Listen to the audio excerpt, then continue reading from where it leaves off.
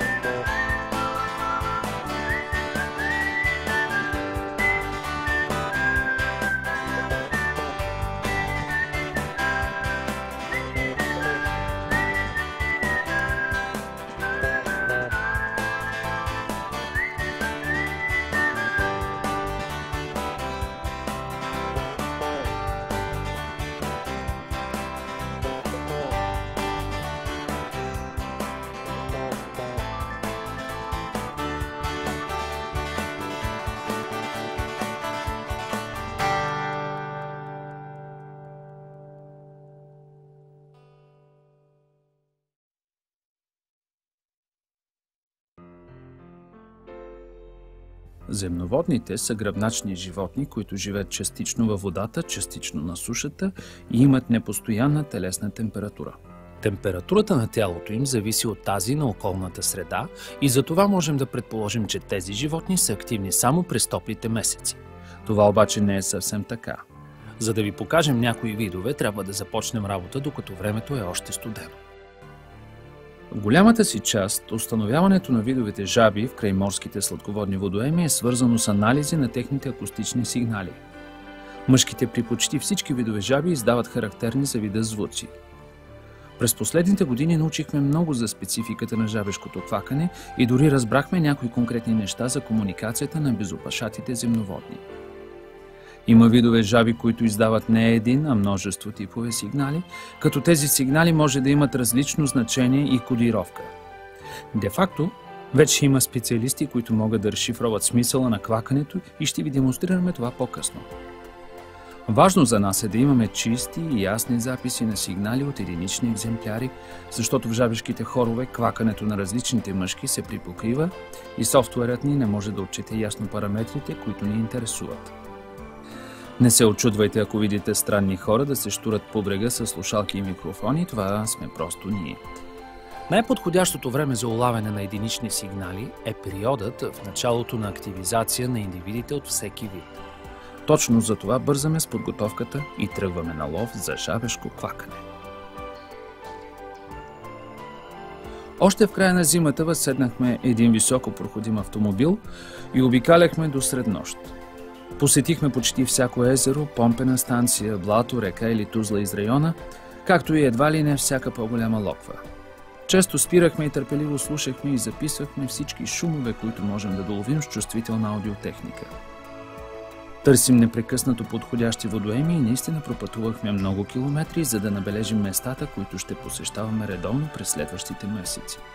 Поровихме се в гъста растителност около Болата дере, Таок лиман, Езерец, Шабленското езеро, Дуранкулашкото езеро, Балчишката тузла, Шабленската тузла.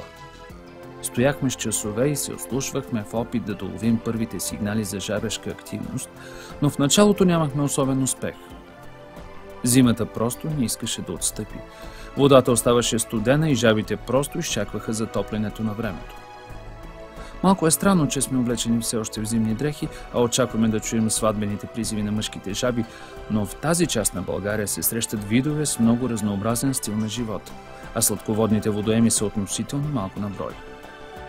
Поради тази причина видовете жаби са си разделили ефира по сезони, а най-рано активни са най-дългокраките и скокливи наши жаби – горските жаби или рана далматина.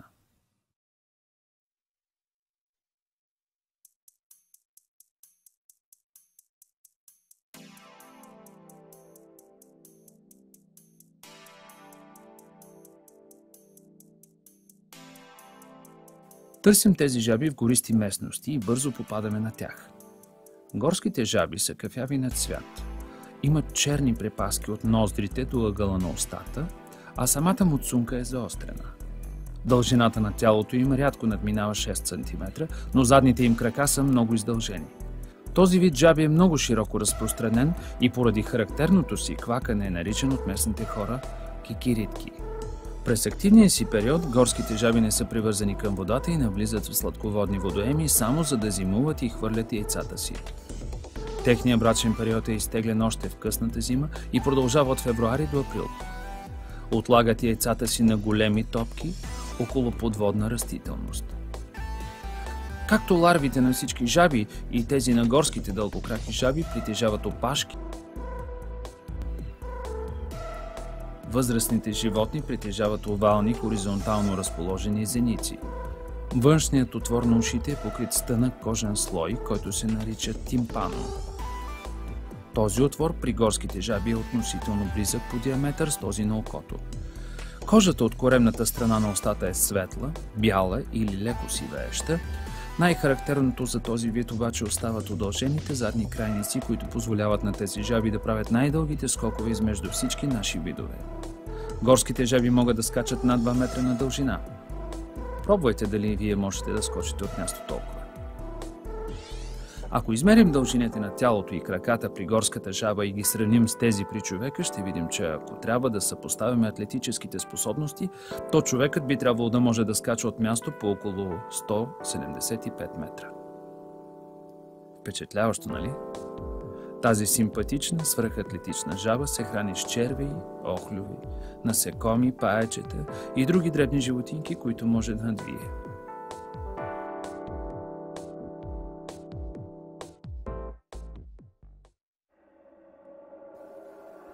Докато изтощени се връщахме от изследванията на горските жаби, малко неочаквано се натъкнахме на следващият интересен вид.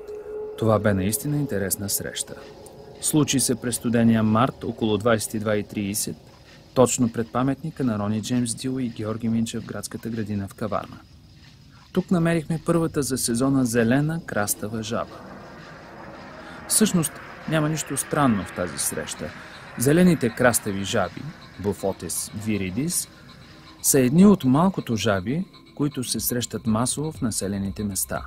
Точно това са жабите, които кръстосват нощем дворовете на къщите ви и виждате смело да пресичат улиците. За съжаление и точно това са жабите, които най-често виждаме прегазани на пътя. Зелените крастави жаби са по-едри от горските жаби и както при повечето жаби, женските са по-едри от мъжките. Мъжките животни достигат до около 10 см дължина на тялото, докато техните съпруги могат да достигнат до 12 см. Ако се замислим, това е лесно обяснимо. Женските трябва да имат по-голям обем, за да могат да поберат огромното количество яйца, които снасят. При този вид кожата носи характерни брадавици, даващи името на вида. По гърба има характерно камуфлажно напетняване, като в местната популация основният цвят е с сивкав оттенък при мъжките и с леко оранжев при женските. Характерни са червеникавите точици по тялото и на двата пола. Друго характерно за външния вид на възрастните зелени краставици, както закачливо специалистите наричат този вид, е наличието на характерни издутини зад очите. Тези издутини крият и тайната на високото самочувствие на зелените крастави жаби да се разхождат необезпокоявани под носа на различни хищници. В тези издутини са събрани батареи от жлези, които секретират отровен секрет. Моля без паника. Този секрет е опасен единствено и само ако попадне по лигавицата на устата и очите. Отровните вещества не могат да проникнат през кожата. Все пак, не пипайте жабите. Няма никакъв смисъл да ги ловите. Просто ги наблюдавайте и изучавайте поведението им. Когато ги опознаете, ще видите, че са един безкрайно интересен вид. Мъжките на зелените крастави жаби са истински войни. В ранната пролет те започват да воюват за територии женски с другите мъжки и са наистина неуморни в усилията си. Храбро отстояват бреговете на локвите, които са завладели, и не разрешават на други мъжки да влизат в периметъра им. Ако това се случи, следва торпилиране и прогонване на натрапника. Все още е много студено за сезона, определено цикъла на възпроизводство закъснява значително. Женските все още не са излезли на сцената, когато в средата на април се разнасят и първите брачни сигнали, издавани от мъжките зелени крастави жаби. Може би сте бъркали този звук с сигнал на мобилен телефон. Сгрешили сте. Този странно звучащ сигнал не е дигитално синтезиран от аудиоинженерии, а се създава чрез сложна вентилационна система в резонатора на мъжкия. Този резонатор е единичен и подкожен. Нека го видим отблизо.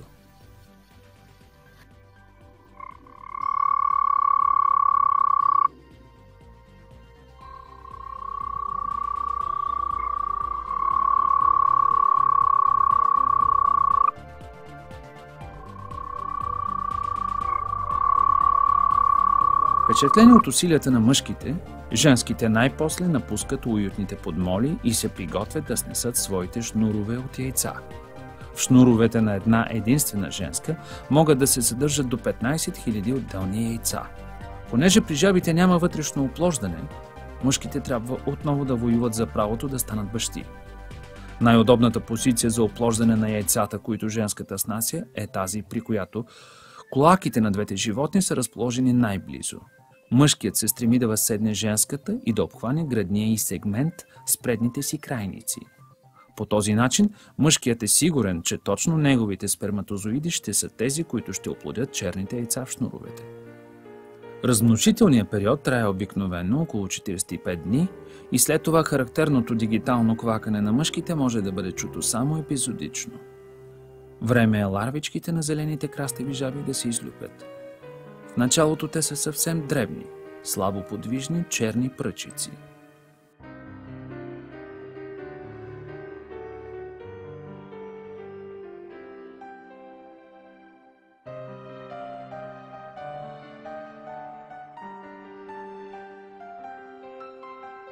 С затопляне на времето, ларвите укрепват, започват юнашки да размахват опашки и постепенно повърхността на локвите, които обитават, започват да врие. За разлика от възрастните жаби, ларвите имат опашки и са изцяло растителноядни.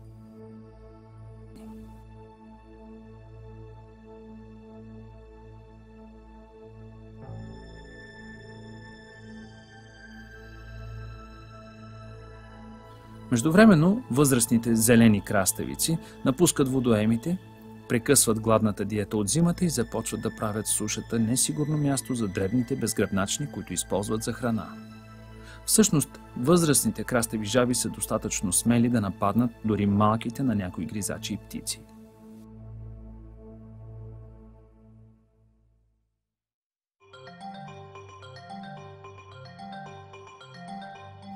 За разлика от зелените крастави жаби, по-едрите им кафяви братовчеди, наречени на латински буфо, рядко се заселват в близост до населени райони. Този е най-едрия вид жаби, населяващи територията на България, като женските достигат до почти 20 см дължина на тялото. За разлика от зелената крастава жаба, кафявата има раздалечени задни краища на отровните жлези. Зеницата е хоризонтална, а муцунката е заоблена. Както се подразбира от името, гърбът на този вид е оцветен в различни нюанси на кафявото и носи по-тъмни и по-светли петна.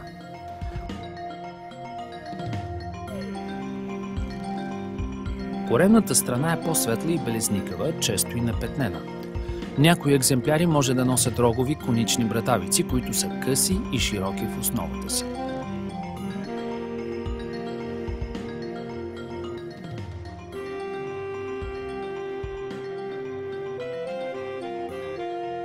Кафявата крастава жаба се размножава по същото време, както и зелената, но присъствието на мъжките се засича много по-трудно, понеже квакането е много по-слабо. Женските снасят до 8000 яйца в дълги шнурове, а мъжките са толкова напомпани с тестостерон, че през размножителния период често много индивиди се опитват да захванат една женска и в стремежа си за възпроизводство захващат други мъжки жаби. Интересно е, че възрастните са много привързани към водоемите, в които са метаморфозирали и могат да изминат дълги разстояния, за да се върнат и да създадат потомство. Общо взето, кафявата крастава жаба е много по-скромна от зелената. Обитава по-гористи места и през деня прекарва времето си заровена в почвата. Особено често може да бъде намерена в основата на гнили дънери. Вечерта животните излизат на лов за различни безгръбначни животни, но могат да се хранят и с малки нагризачи и птици.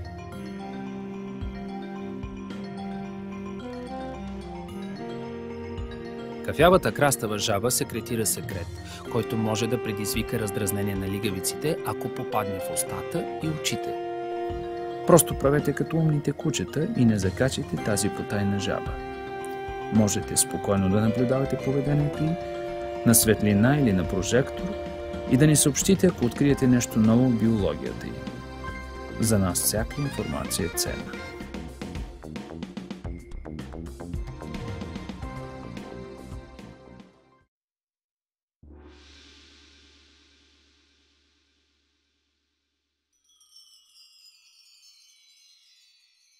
Когато излезем от горите на по-открити места и поляни, можем да се натъкнем на най-добрия катерач сред нашите жаби.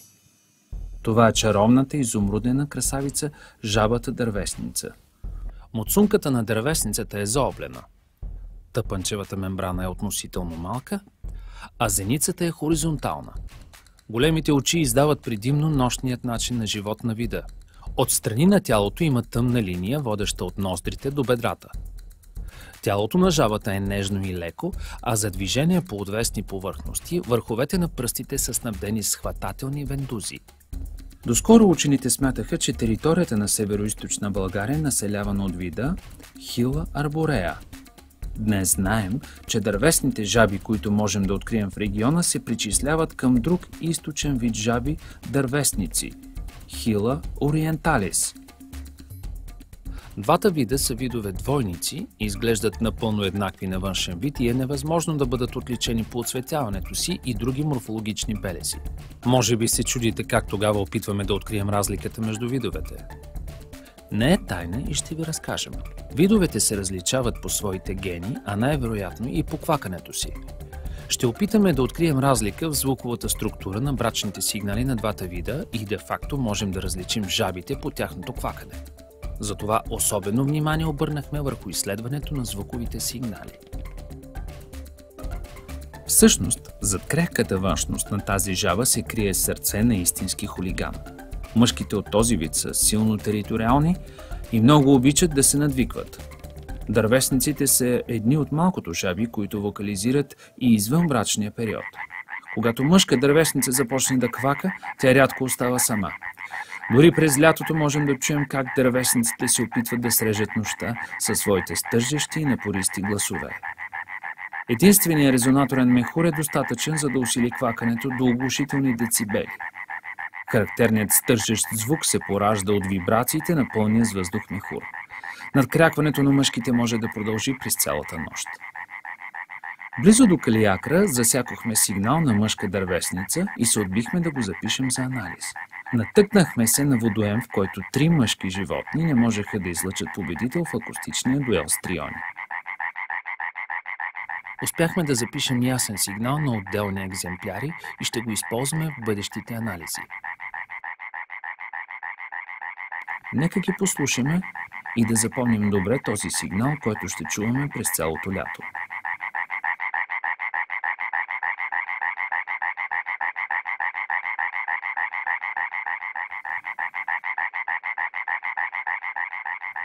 Може би вече имаме победител в акустичната битка и той ще предаде гените си на бъдещото поколение.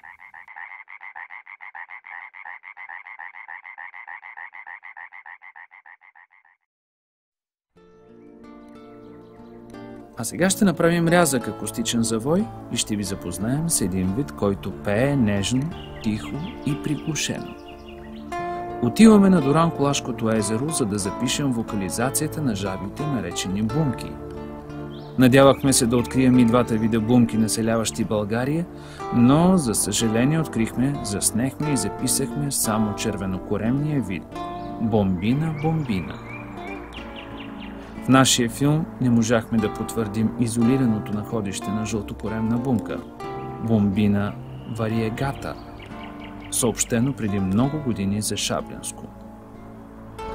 Червенокоремните бумки са елегантни и много загадъчни. Тези дребни жабки достигат до скромните 5 см дължина на тялото. Скелетът е много нежен, главата е по-дълга, отколкото широка, а окраската на гърба е камуфлажна с тъмни петна.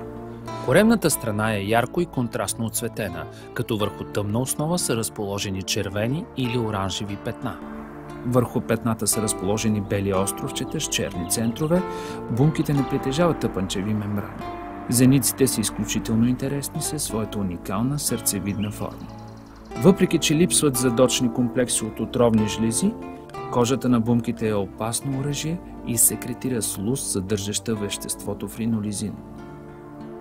Това вещество предизвиква разпадане на червените кръвни клетки, ако попадне в кръвния поток.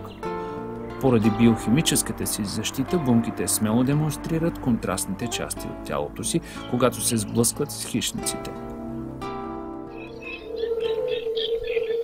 Освен със странната си външност, бумките са характерни с особености в размножаването си. Мъжките жаби квакат приглушено, но продължително. Обикновено са активни през деня, но в разгара на размножителния период не престават да квакат и през нощните часове. За разлика от повечето други видове жаби, размножителният период при бумките продължава през цялото лято. Чуйте колко са активни мъжките дори в края на август, когато всички други видове, освен лудите дървесници, са се умълчали.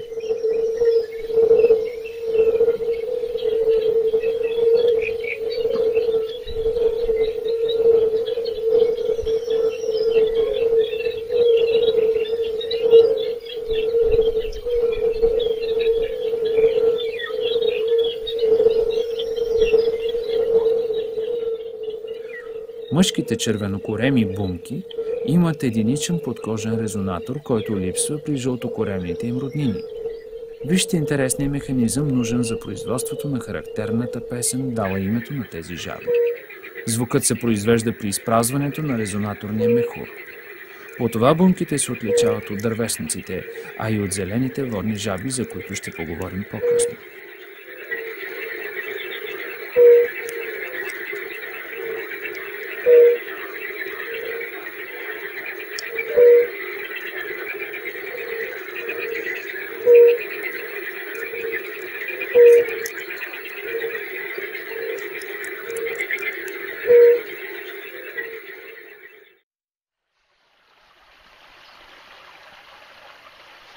Тук е мястото да ви разкажем кои наши жаби ухаят на чесън. Да, и такива жаби живеят край морето. Това са едни красиви жаби, които изглеждат като илюстрации в книжка с приказки, но са си съвсем истински и да, наистина кожният им секрет има дъх на чесън.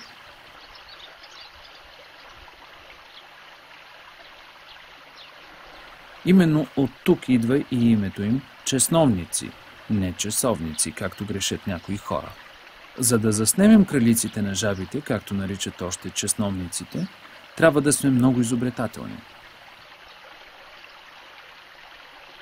Тези жаби са доста странни и тяхното поведение ги прави труден обект за изследване. Повечето хора никога не са ги виждали и дори не подозират за съществуването им. Чесновниците крякат предимно под водата и то много тихо. Сравнете силата на сигнала с тази на околната врява от квакания.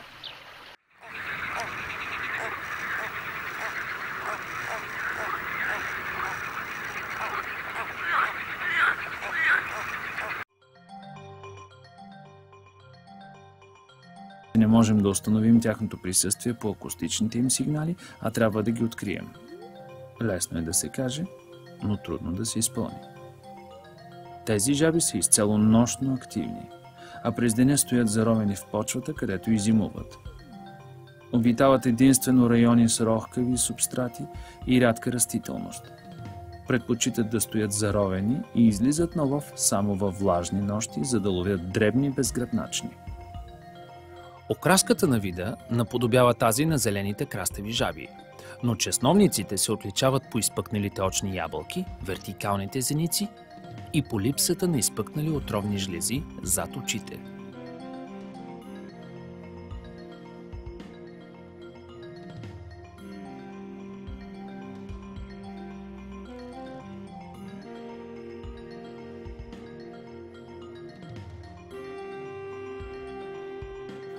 Когато са обезпокоени, се заравят на заден ход за няколко секунди.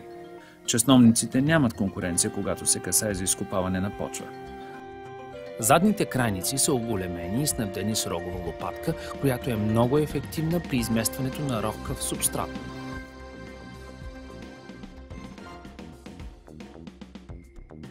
Възрастните животни се срещат около бреговете на някои сладководни водоеми, но навлизат в тях единствено през размножителния период, който настъпва с трайното затопляне на времето през късната пролет. Открихме, че най-удачният начин да заснемем тези жаби е, когато ги осветим рязко с много силен лъч светлина. Така прегаряме част от кадрите си и губим от естетичността на снимките, но пък си осигуряваме временното позиране на чесновниците. Очите на тези жаби са много големи и пригодени изцяло за виждане в условия на намален интензитет на светлината. При слаба светлина, зениците са напълно отворени и изглеждат кръгли. Когато бъдат рязко осветени, вертикално разположените зеници се свиват максимално и вероятно животното е напълно заслепено. Тази временна слепота блокира движенията му и ни позволява да заснемем няколко кадъра. Както повечето жаби, и тези принцеси се хранят с разнообразни безгръбначни, които откриват чрез отличното си зрение.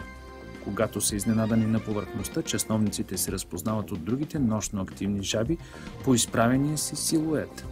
Тези жаби имат най-високата позиция на главата измежду нашите видове и това им позволява да имат по-обширно зрително поле за откриване на хищници и плячка.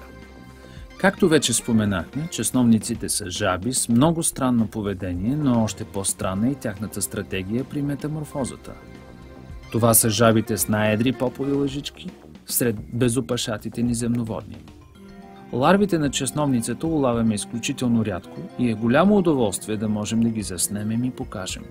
Всъщност, поповите лъжички са по-дълги от възрастните чесновници и при метаморфозата си към сухоземен начин на живот, чесновниците де-факто не трябва да нарастват на размер като останалите жаби. Тази стратегия естествено предполага удължен престой на ларвите във водата, но явно позволява на вида да оцелява и във водоеми, където има хищни водни животни. Хищниците не могат да се справят с огромните ларви и чесновниците могат да използват негостоприемни води за размножаване. Докато живеят във водата, ларвите имат слабо развити задни крайници. Огромните ларви на чесновницата са смятани за строги вегетарианци и имат твърди кератинови пластини на долната и на горната челюст, които им позволяват да остъргват водни растения и различни други органични налепи от подводната растителност и от подводните камъни. Наскоро се появиха мнения, че огромните ларви може би имат частично хищническа диета. Кожата им изсъхва бързо, затова ще побързаме да върнем тези симпатични късокраки дебелаци във водата. Тук от тромавостта им няма и следа.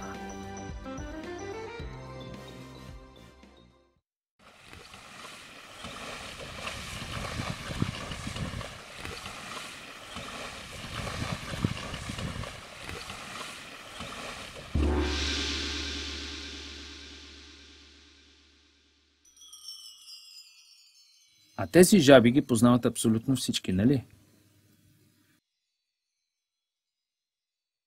В известна степен, може би, но всъщност дори и световните специалисти си признават, че зелените водни жаби са едни от най-сложните видове комплексии. Не е лесно да се обясни на широката публика за какво става дума, но нека опитаме. Така, доскоро мислехме, че в България живеят два вида зелени водни жаби. Голямата водна жаба Пелофилакс ридибундус, по-старому Рана ридибунда, и зелената водна жаба Пелофилакс ескулентус, по-старому Рана ескуленто. Като и двете се срещат по северното ни Черноморие. От няколко години вече знаем, че ситуацията е много по-сложна. Генетиците доказаха, че зелената водна жаба е хибрид между голямата водна жаба и малката водна жаба Пелофилакс лесоне, която обаче не се среща в България или поне още не е доказана. Как е възможно това, бихте задали логичния въпрос? За нас е важно да ви покажем колко сложен и обаятелен вид са зелените водни жаби и колко са ценни те за екосистемите. Големият български специалист-херпетолог Владимир Бешков пише в своите статии, че зелените водни жаби се явяват основната хранителна база в хранителната верига. Поради своята численост, адаптивност и биомаса, зелените водни жаби осигуряват прехраната и размножаването на много видове хищници. Зелените водни жаби са много гъвкави спрямо качеството на водите, които населяват, и превръщат буквално всеки водоем в свой дом. Както видяхме досега, само зелените крастави жаби могат да се мерят по адаптивност с водните си колеги.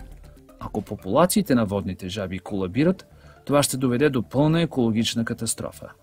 Трябва да съсредоточим усилията си в опазване на тези видове, но как да опазиш ефективно животни, които дори не можеш категорично да класифицираш? Нужни са ни още огромни усилия, за да разберем и изучим биологията на зелените водни жаби. Започнахме нашето търсене на зелените водни жаби в края на март. Обикаляхме по места, на които сме сигурни, че са обитавани от големите водни жаби. С часове записахме звуците на Шабленската тузла, на Болата дере, на Дуранкулак и нищо. Нормално чувахме първите им сигнали още в началото на пролетта, но през 2015 трябваше упорито да почакаме. Докато записахме епизодите за зелените крастави жаби, забелязахме интересна зависимост. До 12 април температурите при вечер рядко надминаваха 10 градуса по Целсий. Но до тази вечер се чуваха единствено сигналите на зелените крастави жаби и на дървесниците. С покачването на температурата и след първия наистина топъл и слънчев ден, нещата се преобразиха напълно. След затишие около 18 часа, плахо започнаха да се обаждат мъжките зелени краставици. Изчакахме още и около 20 часа чухме първите сигнали на зелените водни жаби за годината. Тихо и несигурно се обаждаха няколко животни в далечината. Едва с настъпването на нощта започна истинско хорово изпълнение. Зелените крастави жаби рязко се умълчаха и за първи път през годината пълновластни господари на нощния ефир станаха зелените водни жаби.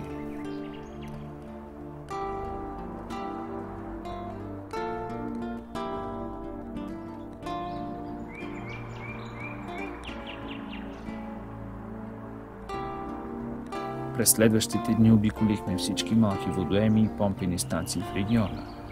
Особено бяхме впечатлени от една помпена станция, обявена за образцова. Още преди да пресечем оградата, можехме да чуем дълго очакваната оркестрация.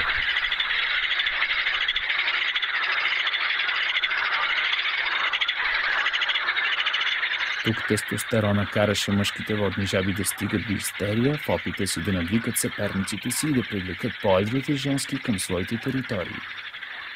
Започнахме да забелязваме и първите истински сблъсъци. Вижте какво се случи, когато две жаби се доближат.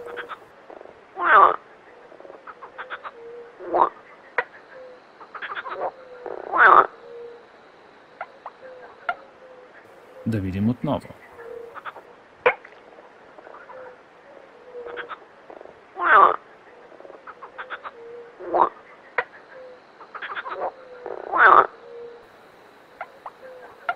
Едната жаба каза на другата чрез сигнал с резонаторите си: "Аз съм мъж и идвам при теб." А другата отвърна съвсем кратко: "И аз съм мъж, разкарай се."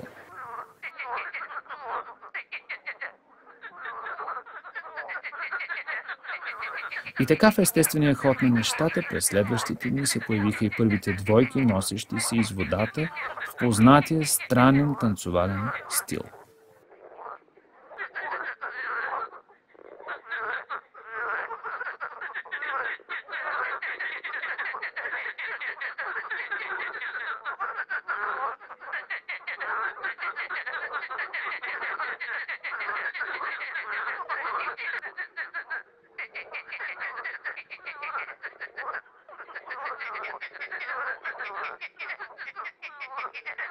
Мъжкият прегърнал едрата женска под мишниците се носи с дни върху гърба й, не я пуска за нищо на света и прогонва с ритници и всеки друг жабок осмелил се да се доближи.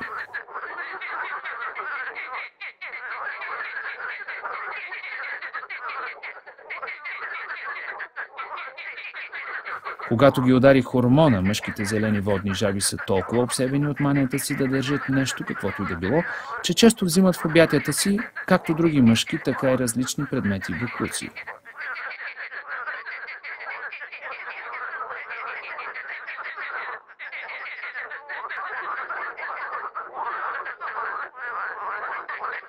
Неведнъж сме наблюдавали как зелени водни жаби се вкопчват влюбено в клечки, изхвърлени обувки, флакони от дезодорант и какво ли още не.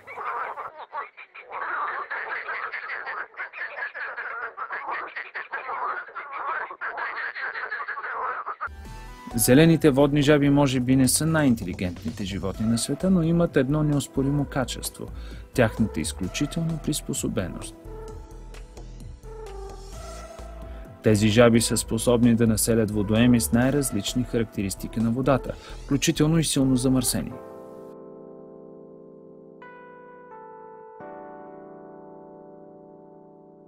Това им позволява да колонизират огромни територии и да живеят свободно от конкуренцията с други по-претенциозни жаби, като бумките, например.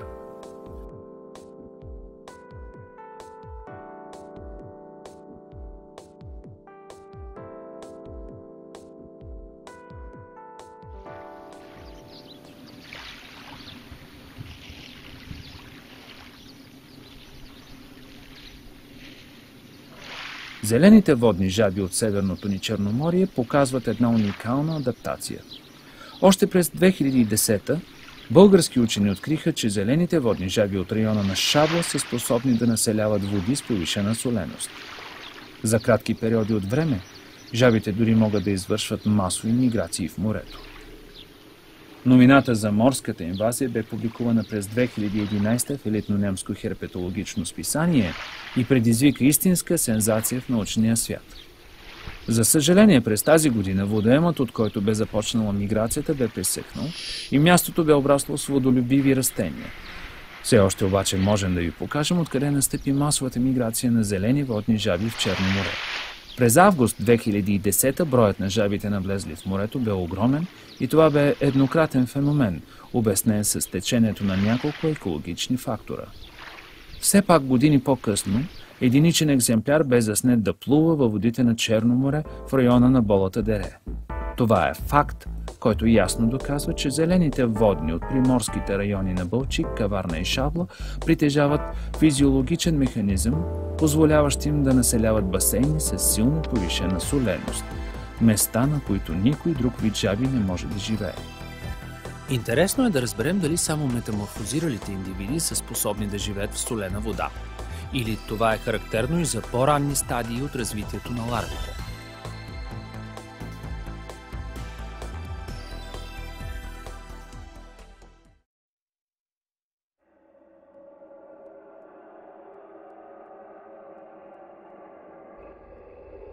Показахме ви как протича жизненият цикъл на жабите. Видяхме как от оплоденото яйце се образува бавно подвижна ларва, как тази ларва постепенно започва да координира своите движения и постепенно да усложнява своето поведение.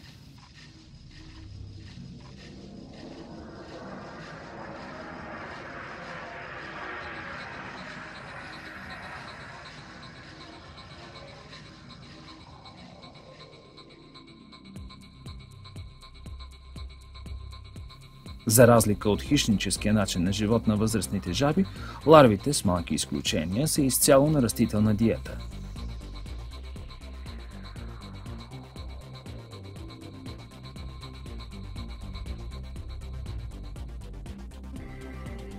Поповите лъжички растат бързо и при повечето видове, чесновниците са изключения, се стремят да напуснат водата няколко седмици след като са се излюпили.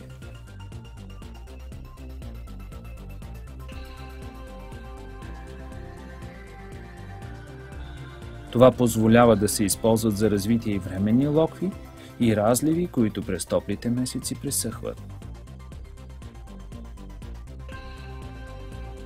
Обикновено жабите са много прецизни в избора си на водоеми, в които могат да снесат яйцата си, но в редки случаи нещата се объркват и водата се изгубва преди ларвите да се развият до етап, на който могат да напуснат водата.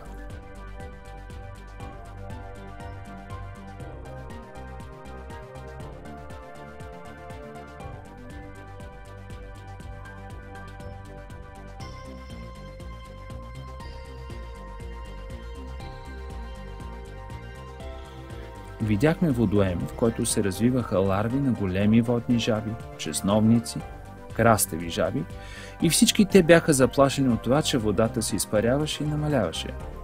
За съжаление, в този случай смъртността е жестоките 100%.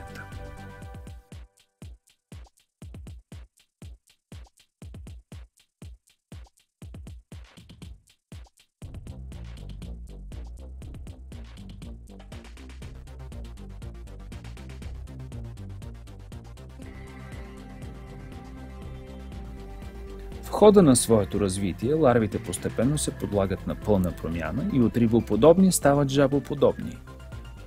Постепенно с възрастта си, ларвите развиват първо задните, а после и предните си крайници и се трансформират от кротки вегетарианци в свирепи хищници.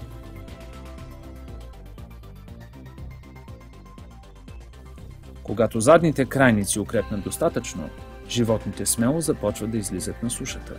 Точно в този период те са истински земноводни. Хем имат опашка за плуване, хем крака за ходене.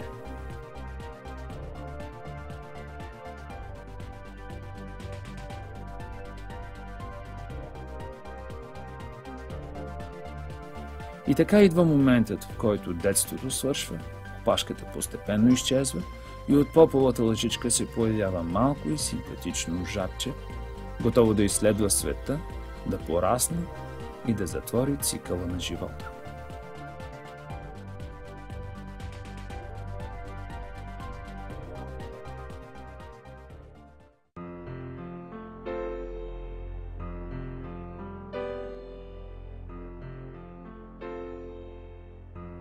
В света на земноводните съществуват и такива видове, при които опашките се запазват и при възрастните животни. Тези земноводни наричаме опашати, а хората масово ги бъркат с дребни влечуги и ги наричат гущерчета.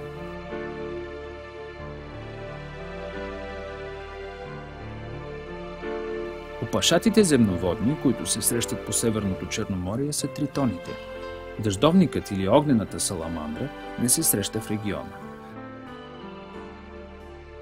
Характерно за тритоните е, че техният жизнен цикъл е много сложен. Те сменят местообитанието си по 2 пъти всяка година. За няколко часа става пълна промяна на редица органи, като кожата, епителите на устата и гърлото, крайниците и т.н.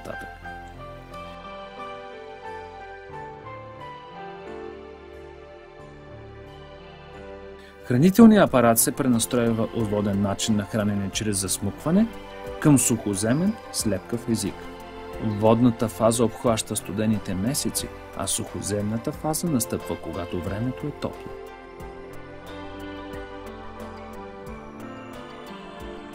Животните се различават по външен вид, когато са в съответната фаза.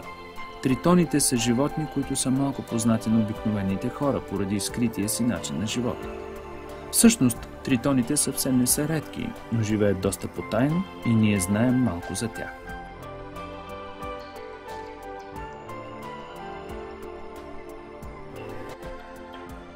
Размножават се, докато са във водна фаза. Тритоните имат много сложна класификация и установяването на видове е доста усложнено. Като цяло тритоните не са придирчиви към качеството на водите, които обитават, но определено избягват водоеми, населени с хищни риби.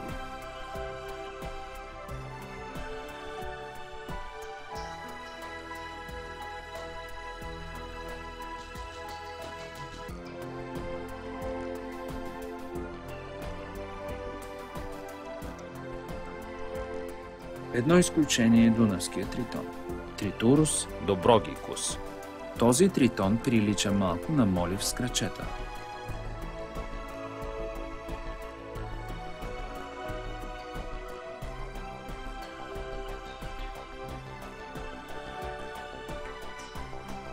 Той успява някакси да се справи и да се скрие от костуровите риби. Тази му способност му позволява да населява дори гъмжащите от хищници води на притоците на река Дунав. Гъвкавото му тяло и нежният скелет осигурява на дунавския тритон възможността да се провира между подводните растения и да се прислонява в малки цепнатини, където остава необезпокояван. Този вид тритони са с тъмни на цвят гърбове, и бяло напетняване по главата. Очите са сравнително големи, а зениците са овални. Когато погледнем оцветяването от коремната страна, ще видим, че коремът, гърдите и опашката са ярко и контрастно оцветени в оранжево и черно. Трябва да пипаме наистина внимателно, защото тези животни са много крехки и нежни. Когато ги докоснем, усещаме, че кожата е гола и не е покрита с люспи. Ето още една коренна разлика в сравнение с гущерите.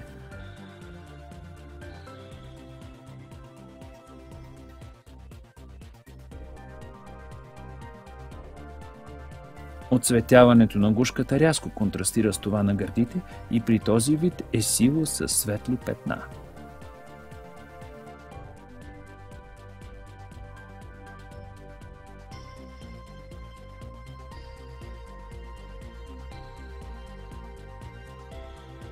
През водната фаза лесно можем да отличим мъжките от женските животни, тъй като при мъжкия се образува нисък гребен по дължина на главата, гърба и опашката. Този гребен изчезва, когато животното премине в сухоземна фаза. Все пак, половете могат да бъдат отличени и когато гребенът изчезне. Когато обърнем животното по гръб, можем да погледнем клоаката му. Около отвора има две издутини, които показват и половата принадлежност. Ако издутините са ярко оцветени и шарките се сливат с тези на корема, то животното е женско. При мъжките издатините са черни и оголемени, особено през брачния период.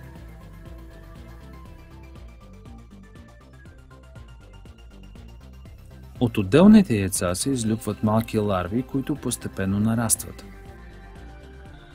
Показваме ви ларвите на един тритон, който доскоро бе наричан южен гребенест тритон – Triturus carolinii. Ларвите на тритоните, които се срещат в България, имат външни хриле и слабо развити крайници. Младите тритони често размахват хриле, за да опреснят водата около дихателните си органи. С напредването на развитието на ларвата започва образуването на белия дроб. Първо се развиват предните крайници, а с приближаването на метаморфозата външните хриле изчезват, но не и опашката. Когато условията са неблагоприятни, може да се развие и тъй наречената неотения. При този процес ларвите не метаморфозират напълно, но въпреки това стават полово зрели. Животните се размножават, като запазват външните си хриле и нежната структура на тялото. Възрастните тритони на този вид са с по-груба конструкция на тялото и изглеждат по-едри. По размер женските са малко по-големи от мъжките, но както и при дунавския тритон, мъжките са по-богато украсени през брачния период. През водна фаза мъжките притежават характерния гръбен гребен, а през сухоземната фаза той изчезва напълно, заменен от една бледа линия. Този вид не може да обитава водоеми, в които има хищна риба. Всъщност, видът сякаш предпочита възможно най-непрозрачна и мътна вода, в която се чувства в безопасност. През сухоземната си фаза тритоните излизат на лов през нощта, а деня прекарват скрити под камъни, вмъкват се в дълбоки цепнатини или се заравят в почвата.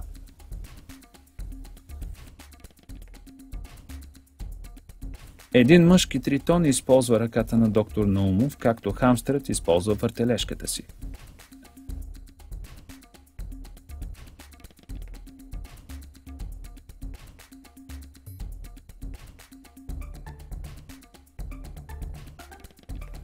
За разлика от дунавския тритон, при този по-едър тритон оцветяването на гърдите прелива по гушата. Де-факто цялата коремна страна на животното е ярко оцветена в оранжево или жълто и е изпъстрена с черни петна. Единствено една черна препаска отбелязва границата между гърдите и гушата. Издутината, която се вижда под кожата, е комплексът на подезичната кост и самият език. Кожата е много еластична и позволява рязка промяна в обема на устната кухина, когато животното засмуква плячка под водата.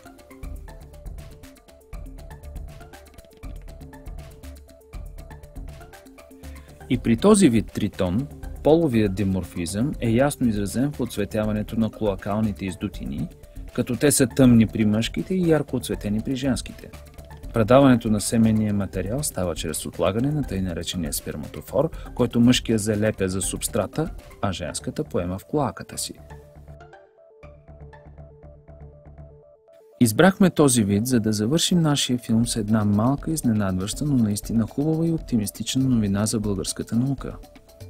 Всъщност, гребенистият тритон, който населява територията на България и доскоро бе смятан за принадлежащ към вида южен гребенест тритон, се оказа различен и нов за науката вид.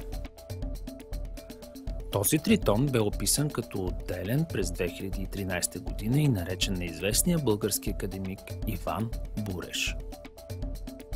Това естествено е жест на огромно признание за българската биология, както и за развитието на херпетологията.